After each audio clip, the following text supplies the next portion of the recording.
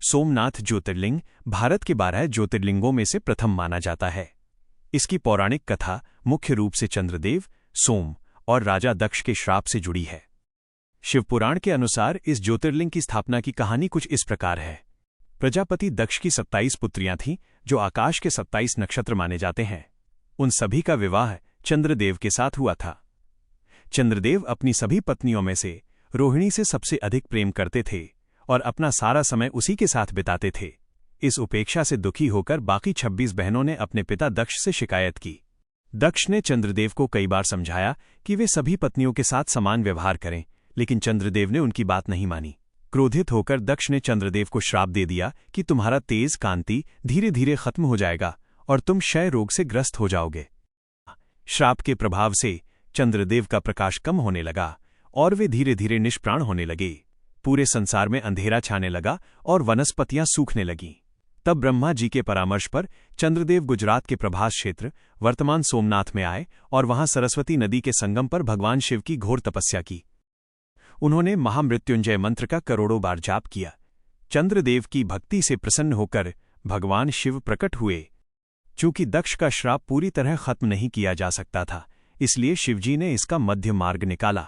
उन्होंने वरदान दिया कि महीने के 15 दिन कृष्ण पक्ष में तुम्हारी कलाएं घटेंगी, अगले 15 दिन शुक्ल पक्ष में तुम्हारी कलाएं बढ़ेंगी और तुम पूर्णता पूर्णिमा को प्राप्त करोगे। चंद्रदेव की प्रार्थना पर भगवान शिव माता पार्वती के साथ हमेशा के लिए उसी स्थान पर ज्योतिर्लिंग के रूप में विराजमान हो गए। सोम चंद्रमा के नाथ स्वामी होने के कारण इस ज्योतिर्लिंग का नाम सोमनाथ पड़ा। पौराणिक मान्यताओं के अनुसार सबसे पहले चंद्रदेव ने यहां सोने का मंदिर बनवाया था।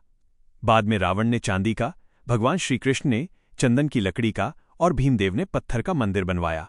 बाण स्तंभ मंदिर के प्रांगण में एक प्राचीन स्तंभ है जो बताता है कि सोमनाथ और दक्षिण ध्रुव एंटार्क्टिका के बीच पृथ्वी का कोई भी भूभाग नहीं है। भारतीय गौरव के उत्थान, पतन और फिर से जीवित होने की एक अद्भुत गाथा है।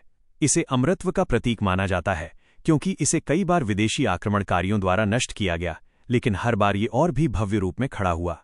अफगानिस्तान के शासक महमूद गजनवी ने भारत पर हमला किया। उसे पता चला कि सोमनाथ मंदिर में अपार स्वर्ण और रत्न है। गजनवी ने मंदिर को लूटा, शिवलिंग को तोड़ा और मंदिर को पूरी तरह आग लगा दी।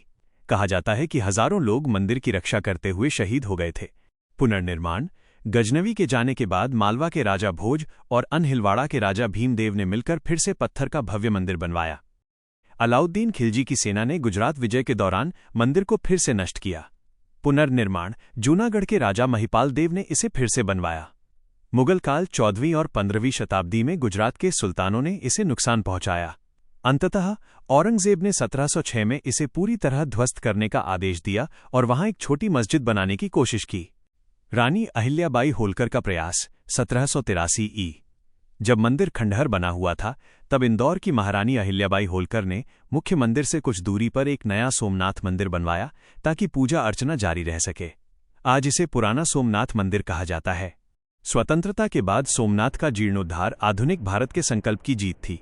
13 नवंबर 1947 को जूनागढ़ की मुक्ति के बाद सरदार वल्लभभाई पटेल ने समुद्र का जल हाथ में लेकर मंदिर के पुनर्निर्माण का संकल्प लिया। महात्मा गांधी ने सुझाव दिया कि मंदिर का निर्माण सरकारी पैसे से नहीं बल्कि जनता के दान से होना चाहिए। दुर्भाग्यवश मंदिर पूरा होने से पहले ही पटेल जी का निधन हो गया। इसके बाद के.एम. मुंशी कन्हैयालाल माणिकलाल मुंशी ने इस कार्य को आगे बढ़ाया। प्राण प्रतिष्ठा 11 मई 1951 को भारत के प्रथम राष्ट्रपति डॉक्टर राजेंद्र प्रसाद ने नए मंदिर में ज्योतिर्लिंग की स्थापना की। सोमनाथ मंदिर के प्रांगण में एक स्तंभ है जिस पर एक तीर बना है जो समुद्र की ओर इशारा करता है। इस पर लिखा है आसमुद्रांत दक्षिण ध्रुव पर्यंत अबाधित ज्योतिर्मार्ग। इसका अर्थ है कि इस बिंदु से दक्षिण ध्रुव साउथ पोल तक समुद्र के बीच में भूमि का एक भी टुकड़ा नहीं है।